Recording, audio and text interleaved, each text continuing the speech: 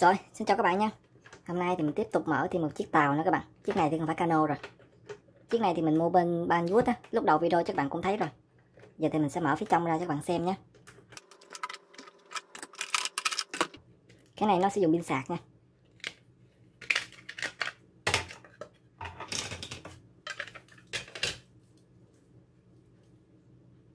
(9.6V) này, 9 cục, 2, 4, 6, 8.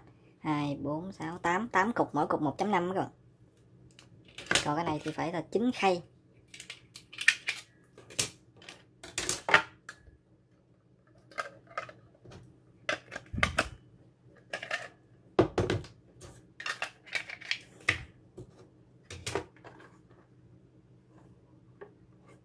Chiếc này rất là dài nha.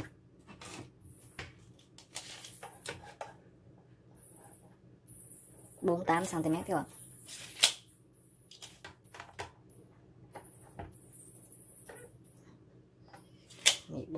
Cái này là 40 mHz nha. Nó sẽ xa hơn cái thằng 27. Nhưng mà nó cũng sẽ bị trùng sóng đó các bạn.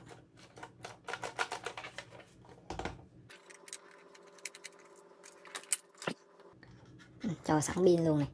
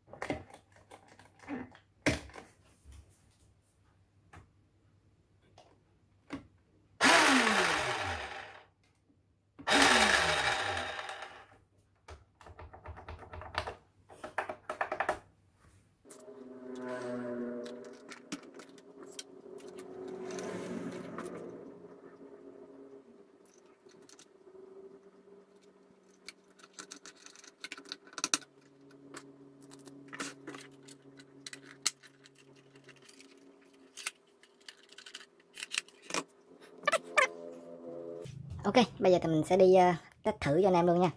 Cái con này thì mình xem trên Banwood ấy, nó chạy rẽ nước lắm các bạn, rẽ nước nhìn đã con mắt lắm ha.